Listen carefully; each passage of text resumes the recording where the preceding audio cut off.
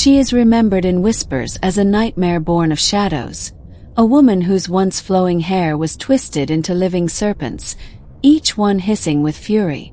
Her eyes, glowing with accursed fire, could turn the bravest of warriors into lifeless stone with a single glance. For centuries, she has been painted as a monster, a terror lurking in the darkness. But behind the legend lies a deeper question. Was Medusa truly the villain the world feared, or the tragic victim of a cruel divine punishment? In the ancient world of Greek mythology, there lived three fearsome sisters known as the Gorgons. Two of them were immortal, untouchable by time. But the youngest, Medusa, was different.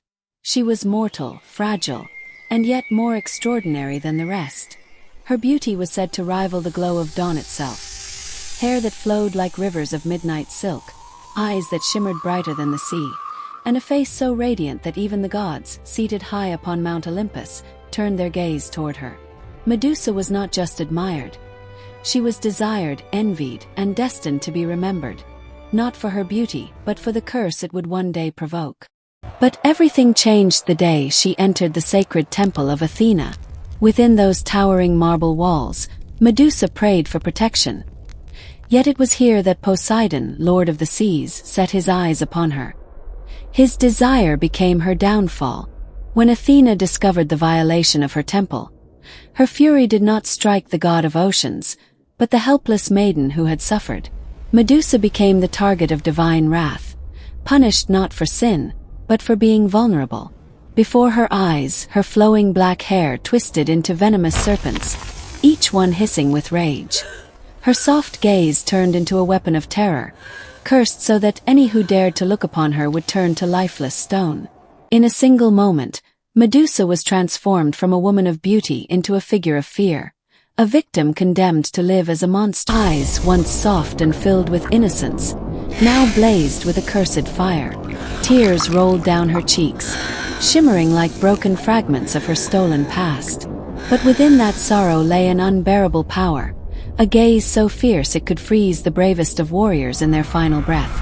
Around her, her silky black hair writhed and twisted into serpents, each one hissing with rage, their scales reflecting the faint light of the temple. In that moment, Medusa was no longer a maiden praying for protection. She had become the embodiment of fear, a tragic soul punished by the gods, condemned to be remembered as a monster.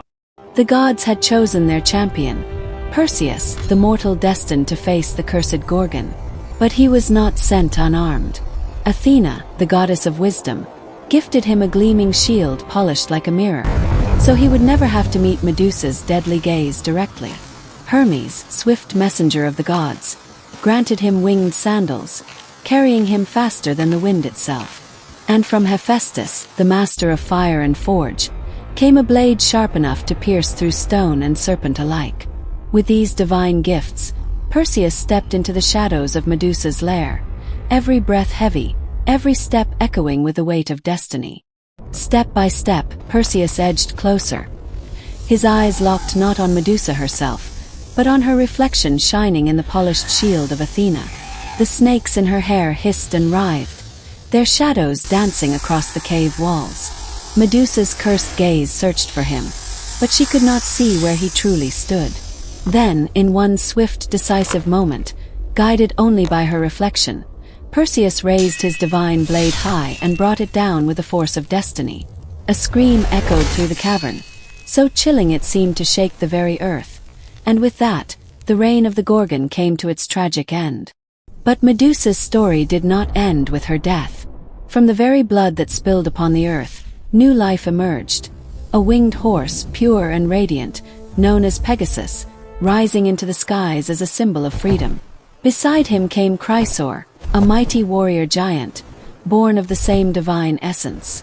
Even in her tragic end, Medusa gave birth to beings of strength and beauty, proving that her curse could not erase the power within her. From the fall of a Gorgon, legends of hope and power were born. Medusa's tale did not end with her fall. Her severed head, still alive with the power of the curse, was taken by Perseus to the goddess Athena. And in a twist of fate, The very goddess who had once cursed Medusa claimed her image as her own. Athena mounted the Gorgon's head upon her shield, the mighty Aegis. From that day, the face of Medusa became a symbol of both terror and protection, striking fear into enemies while guarding those under the goddess's grace. The victim who was punished became, in death, a weapon of divine power. Medusa truly a monster? Or was she something far more human, a symbol of rage, injustice, and survival? Her story is not just one of fear, but of pain and power, of a woman wronged and then cursed by the very gods she once worshipped. Across centuries, her name has been spoken as a warning, her image carved as a symbol of terror. Yet beneath that monstrous mask lies a deeper truth, the story of a victim who was never given a choice. Even today, her legend echoes through time, whispering to us that sometimes, even monsters are not what they seem. Sometimes, even monsters are misunderstood.